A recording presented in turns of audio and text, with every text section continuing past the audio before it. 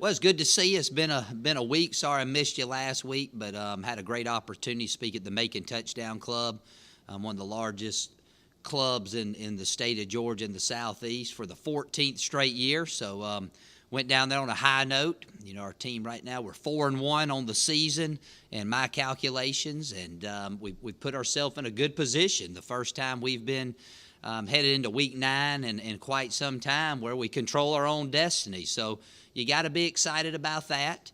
I think the off week, we practiced one full practice. We had one jog through, one day of just meetings, and then gave the guys a long weekend off. And today we'll get back and we'll, instead of just meeting today, we'll actually go out and jog through a little bit to get refocused before we resume normal game week activities tomorrow. So hopefully they'll come back relaxed, refreshed. It's been a long time since a lot of those guys had any time off, dating all the way back to August. You know, you forget sometimes they don't get the fall breaks and they don't get to go home on the weekend. So I know a lot of them got to go home, and I'm sure they were excited about that. So big week, UT Martin. We know, I don't even know, I guess they've probably beaten us, 7 out of the last 8 or something like that. It's been a bunch of them. And they got a good team, very well coached, a big rival of ours, a team that we've had trouble against other than year 1 of my tenure. And they've been playing well. Of course, you go down there, it's going to be a tough game. We're expecting that.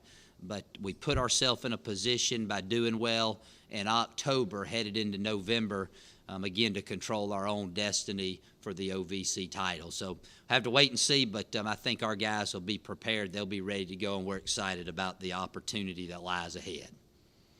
Any questions? Have you noticed any difference between the mentality of this team entering Week 9 and then entering this part of the season in years past?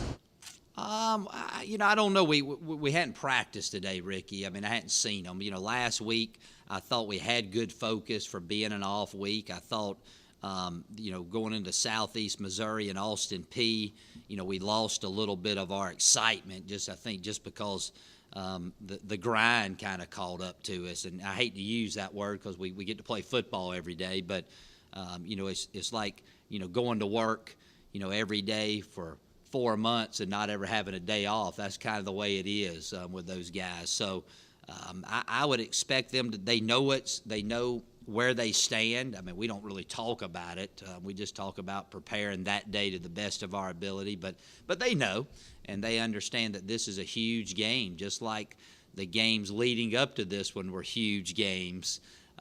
It's just you're starting to get a little more finality once you get to Week 9.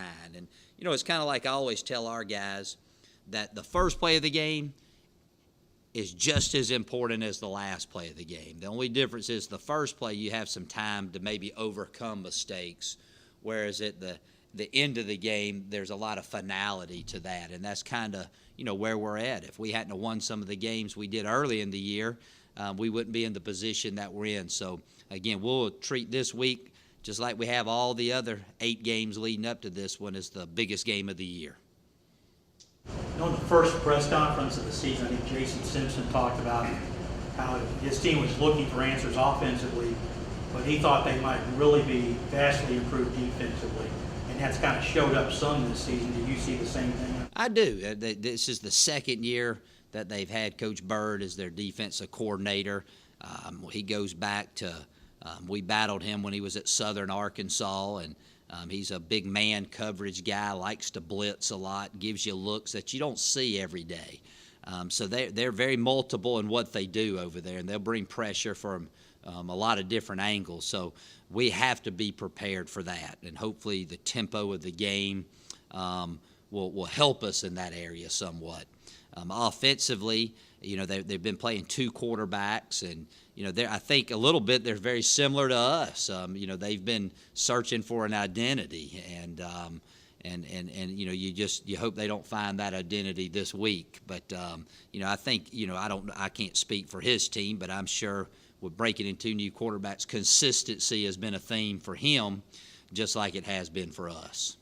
You talked a lot about the positives of the bye week. What are some challenges that you guys maybe have to overcome typically as a bye week? Well, really, to me, the biggest challenge is the sense of urgency from a coach's standpoint. When you show up yesterday. I mean, yesterday, you've done all the legwork.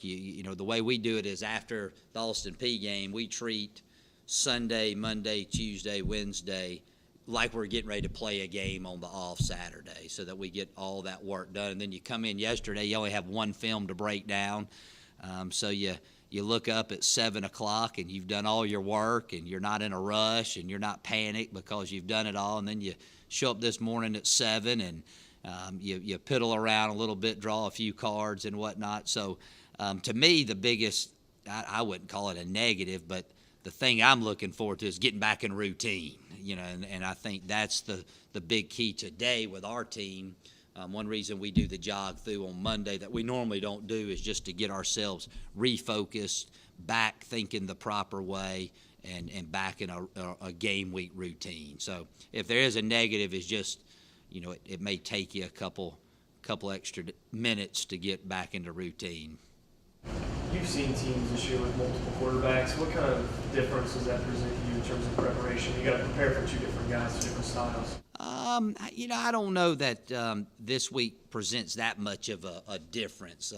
Favre, he's more of a scrambling type guy, does a good job. Other guy, a little bit more pocket, but they run the same plays and they do the same things. And I think sometimes that's a little bit overrated. You're going to go out, you're going to call your defenses, and you have to go out there and execute like you did in practice all week, no matter who the guy is back there.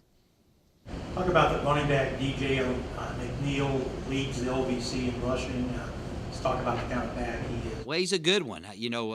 He's sneaky good, and I mean that as a great compliment to him. You turn on the tape every year we've played him, and you sit there and you go, well, he's a good back, but above average back and whatnot, and then you play him and you look up and he's done run wild on you, and I think that's a great testament to him and their offensive line. I mean, their offensive line is they're a nasty group, and that's a compliment to those guys. They block you and they cut you, and they're really good at what they do.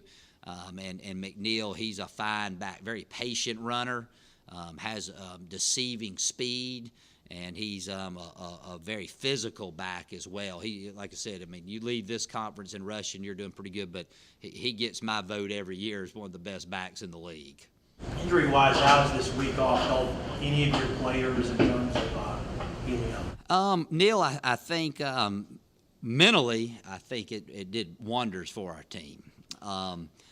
The only guy that we're expecting, that will not play for sure is Demetrius Mason, and he had surgery last week and everything went good, and we hope that he has a speedy recovery. He was a fine addition to the ball club, good young man. Dwayne Brady, I'll have to see. He's probably more of a day-to-day type deal from here on out. Again, we didn't do anything with him last week. The guys, we practiced a little bit today, so we'll know a little more this afternoon, know a little more on the show tonight. Will he be 100%? I don't know. He's the one that I'm probably the most concerned about whether he'll be able to play Saturday or not. And other than that, everybody else should be good to go. Can you talk a little bit about Jeremy Butler, the talented receiver at Tennessee Martin? Yeah, they've had a good string of receivers, and he's a good one. He's a big guy. They're going to try to get the ball to on as much as they possibly can. So he'll be a load, and he's a very dynamic player. When you see coming out of the locker room, is it safe to say that UT Martin is one of Murray State's biggest rivals in the conference? Yeah. Well, I treat them. They're all big rivals to me. Anybody you play, but I would say, that just proximity. It is, and we battle them all the time in recruiting.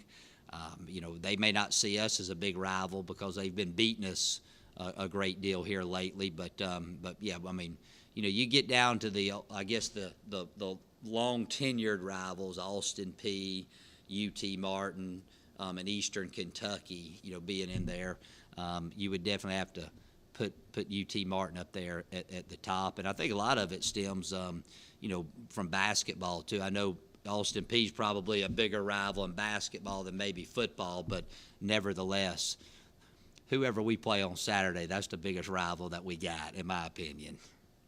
I've got a couple questions I need to ask you for feature stories that I'm doing. First, Christian Duncan. Can you talk about the job he does as your long snapper, and then just talk a little bit about him as a student athlete?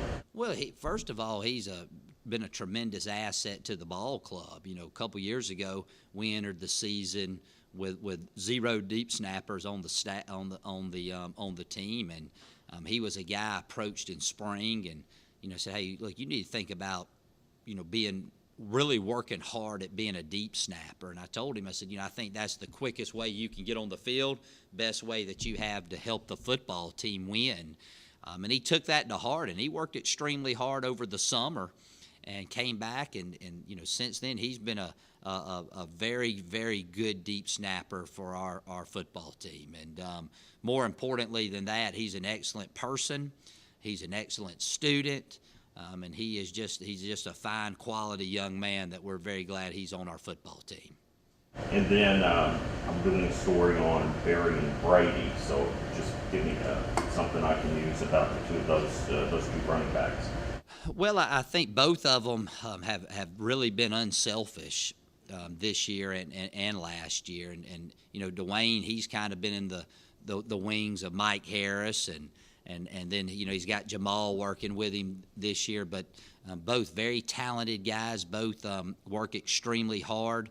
Both of the guys have great ball skills, and they understand that that at the end of the day, it isn't necessarily how many yards they had rushing; it's how many total yards they've had catching the ball out of the backfield, and the touches they get in the handoff mode. So both of them are unselfish. Both of them have been great assets to our team. And when both of those guys are playing well, you look back at those are the biggest days offensively that we've had.